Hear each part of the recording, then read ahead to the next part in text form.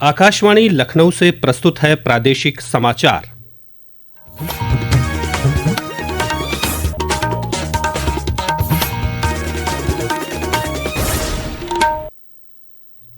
मुख्य समाचार। मुख्यमंत्री योगी आदित्यनाथ ने आज मथुरा के बरसाना में रंगोत्सव का किया शुभारंभ। कहा, काशी और अयोध्या की तरह अब पूरे ब्रज क्षेत्र का होगा विकास। मुख्यमंत्री ने आज आगरा में 1000 युवा उद्यमियों को वितरित किए ऋण। कहा, विकसित भारत बनाने में बड़ी भूमिका निभाएंगे युवा। नीट यूजी 2025 के ऑनलाइन आवेदन पत्रों में सुधार के लिए 9 मार्च से दोबारा खुलेगा पोर्टल। 11 मार्च तक आवेदन पत्र में सुधार कर सकेंगे अभ्यर्थी। और जेनेरिक दवाओं के बारे में जागरूकता बढ़ाने के लिए आज मनाया जा रहा है जन औषधि दिवस। लखनऊ के श्यामा प्रसाद मुखर्जी अस्पताल में खोला गया जन औषधि केंद्र।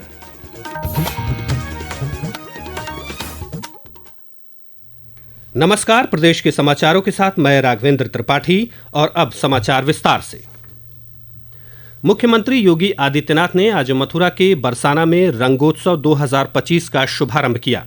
मुख्यमंत्री ने श्री लाडली जी महाराज मंदिर में दर्शन पूजन किया और फूलों व लड्डू मार होली के जरिए रंगोत्सव की शुरुआत की। मुख्यमंत्री ने अपने संबोधन में कहा कि काशी और अयोध्या के कायाकल्प के बाद अब मथुरा और ब्रजभूमि के विकास का समय आ गया है।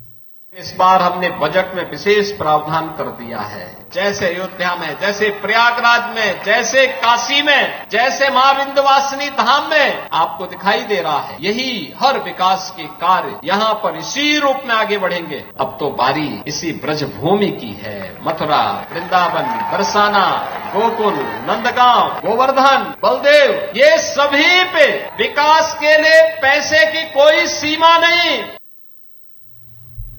मथुरा वृंदावन में 40 दिन तक चलने वाले रंगों के इस त्योहार में शामिल होने के लिए देश विदेश से लोग पहुंचते हैं। इसके लिए ब्रज तीर्थ विकास परिषद और जिला प्रशासन ने विशेष तैयारियां की हैं। पेश है एक रिपोर्ट।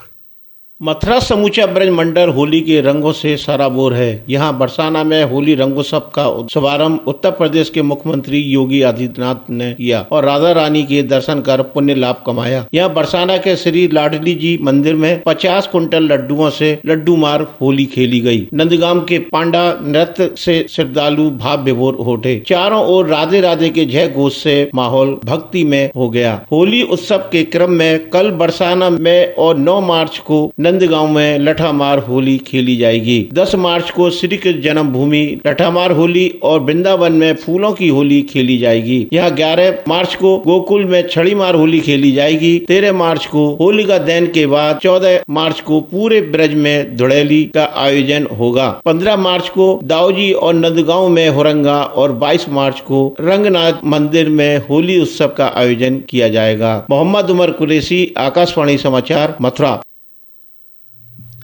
देश विदेश से मथुरा पहुंचने वाले श्रद्धालुओं को असुविधा न हो, इसके मद्देनजर बरसाना में आज से गाड़ियों के प्रवेश पर रोक लगाई गई है। जिलाधिकारी चंद्र प्रकाश सिंह ने बताया कि इस पूरे आयोजन को लेकर सुरक्षा के व्यापक इंतजाम किए गए हैं। लोगों को असुविधा ना हो, इसके लिए हम लोगों कहाँ पार्किंग है, क्या क्या सुविधाएं हैं, उसे गूगल लिंक के माध्यम से QR कोड स्कैनर दिया हुआ है, कोई भी इसको डाउनलोड कर लेगा। कौन सी पार्किंग में कितना स्पेस खाली है, कहाँ हम जा सकते हैं, रास्ता क्या होगा, वो सारी चीजें हम लोगों ने टेक्निक का भी प्रयोग किया है। और माननीय मुख्यमंत्री जी का बहुत ही स्पष्ट हम लोगों को निर्देश है कि यहाँ जो भी श्रद्धालु आवे उसे किसी प्रकार की कोई असुविधा ना हो। मुख्यमंत्री योगी आदित्यनाथ ने आज आगरा में सीएम युवा उद्यमी विकास अभियान के अंतर्गत 1000 युवाओं को ऋण वितरित किया। कार्यक्रम को संबोधित करते हुए उन्होंने कहा कि प्रधानमंत्री के नेतृत्व में पिछले 10 साल में भारत ने नई उपलब्धियों को प्राप्त किया है। उन्होंने कहा कि आने वाले 2 वर्षों में भारत दुनिया की तीसरी बड़ी अर्थव्यवस्था बन जाएगा। श्री योगी ने कहा कि विकसित भारत बनाने में युवा बड़ी भूमिका निभाएंगे।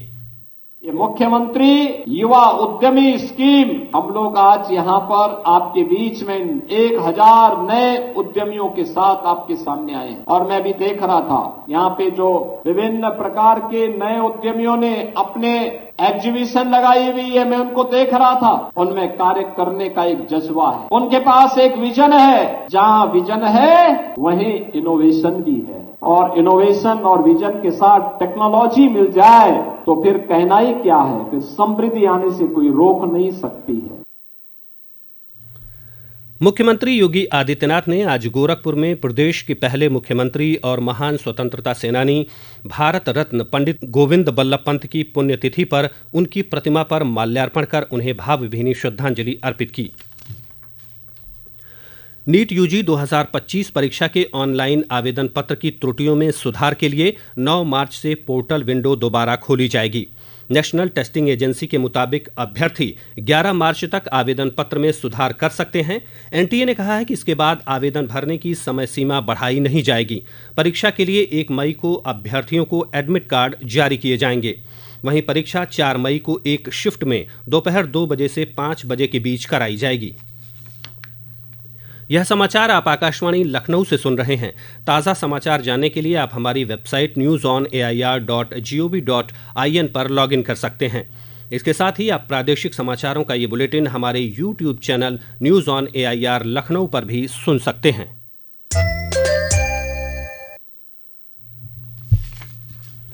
प्रदेश की माध्यमिक शिक्षा राज्य मंत्री गुलाब देवी ने आज वाराणसी के क्वींस इंटर कॉलेज में चल रही बोर्ड परीक्षा का निरीक्षण किया। उन्होंने पारदर्शी और नकल विहीन परीक्षा कराने के लिए किए गए इंतजामों पर संतोष जताया।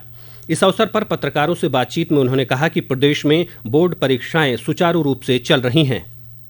मैं कल से निरीक्षण कर रही हूँ बराबर सभी जनपदों में मैंने देखा है कि बहुत अच्छा कार्य चल रहा है। हमारी परीक्षा बहुत अच्छी प्रकार से संपन्न हो रही है और पूरे प्रदेश में ही सारी व्यवस्था सुचारू रूप से चल रही है। मैं अपने शिक्षा विभाग के अधिकारियों के लिए बधाई देना चाहूंगी कि सभी लोग तन्मयता के साथ लगे हुए हैं, चाहे हमारी शिक्षक शिक्षिका हो, चाहे हमारे शिक्षा विभाग के अधिकारी हो, सभी लोग पूर्ण निष्ठा और ईमानदारी के साथ में लगे हुए हैं, जिससे परीक्षा हमारी पूर्ण रूप से संपन्न हो रही है। असम के राज्यपाल लक्ष्मण आचार्य, राज्यसभा के उपसभापति हरिवंश नारायण सिंह और नोबेल पुरस्कार विजेता कैलाश सत्यार्थी ने आज वाराणसी में 3 दिवसीय बनारस लिट फेस्ट का शुभारंभ किया। इस मौके पर असम के राज्यपाल ने कहा कि काशी धर्म और साहित्य की नगरी है। राज्यसभा के उपसभापति हरिवंश ने कहा कि ऐसे आयोजन हमारी संस्कृति और सभ्यता को पुनः परिभाषित कर रहे हैं।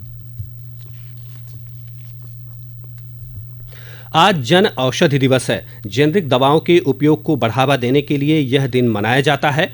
प्रधानमंत्री नरेंद्र मोदी ने कहा है कि जन औषधि दिवस लोगों को उच्च गुणवत्ता और सस्ती दवाएं उपलब्ध कराने की सरकार की प्रतिबद्धता को दर्शाता है।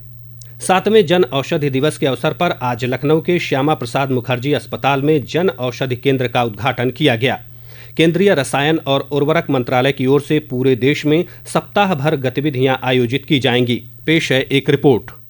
इस योजना के अंतर्गत बाजार की तुलना में 50 से 80% कम कीमत पर दवाइयां उपलब्ध कराई जाती हैं। यह उत्पादों की गुणवत्ता सुनिश्चित करने के लिए केवल प्रमाणित निर्माताओं से खरीदी गई दवाइयां प्रदान करती है। इस पहल के तहत शुरू की गई प्रमुख पहलों में से एक सुविधा सैनिटरी नैपकिन है। देश के सभी जिलों में अब 15,000 से ज्यादा जन औषधि केंद्र चालू हैं और इस योजना ने स्वरोजगार के लिए आशाजनक अवसर पैदा किया है। दीपेंद्र और भानु प्रताप सिंह के साथ अक्षित वैद्यान, आकाशवाणी समाचार, दिल्ली। भारत सरकार के सूचना एवं प्रसारण सचिव संजय जाजू और महाराष्ट्र सरकार की मुख्य सचिव सुजाता सोनिक ने आज मुंबई वेब्स 2025 सम्मेलन के सफल आयोजन के लिए विभिन्न सरकारी विभागों के अधिकारियों के साथ एक उच्च स्तरीय बैठक की सह अध्यक्षता की। इस अवसर पर सूचना एवं प्रसारण मंत्रालय के सचिव श्री संजय जाजू ने कहा कि यह सम्मेलन मीडिया और मनोरंजन क्षेत्र के लिए एक वैश्विक मंच है। इस शिखर सम्मेलन का मुख्य उद्देश्य भारतीय मीडिया और मनोरंजन क्षेत्र को वैश्विक मीडिया समकक्षों से जोड़कर इसका विकास करना है। महिला प्रीमियर लीग में आज लखनऊ के अटल बिहारी वाजपेयी इकाना स्टेडियम में गुजरात जायंट्स और दिल्ली कैपिटल्स के बीच मैच खेला जा रहा है। टॉस जीतकर गुजरात जायंट्स ने पहले गेंदबाजी का फैसला किया है। प्रदेश के पूर्वी और पश्चिमी इलाकों में अगले 5 दिनों के दौरान तापमान में क्रमिक बढ़ोतरी होगी। मौसम विभाग द्वारा जारी पूर्वानुमान के मुताबिक इस अवधि में अधिकतम तापमान 3 से 5 डिग्री सेल्सियस जबकि न्यूनतम तापमान 2 से 4 डिग्री सेल्सियस बढ़ेगा। साथ ही इस सप्ताह मौसम शुष्क बना रहेगा। अंत में मुख्य समाचार एक बार फिर। मुख्यमंत्री योगी आदित्यनाथ ने आज मथुरा के बरसाना में रंगोत्सव का किया शुभारंभ। कहा, काशी और अयोध्या की तरह अब पूरे ब्रज क्षेत्र का होगा विकास। मुख्यमंत्री ने आज आगरा में 1000 युवा उद्यमियों को वितरित किए ऋण, कहा विकसित भारत बनाने में बड़ी भूमिका निभाएंगे युवा। नीट यूजी 2025 के ऑनलाइन आवेदन पत्रों में सुधार के लिए 9 मार्च से दोबारा खुलेगा पोर्टल, 11 मार्च तक आवेदन पत्र में सुधार कर सकेंगे अभ्यर्थी। और जेनेरिक दवाओं के बारे में जागरूकता बढ़ाने के लिए आज मनाया जा रहा है जन औषधि दिवस। लखनऊ के श्यामा प्रसाद मुखर्जी अस्पताल में खोला गया जन औषधि केंद्र। इसी के साथ प्रादेशिक समाचारों का यह बुलेटिन समाप्त हुआ। अगला बुलेटिन रात 8 बजे FM पर प्रसारित किया जाएगा। नमस्कार।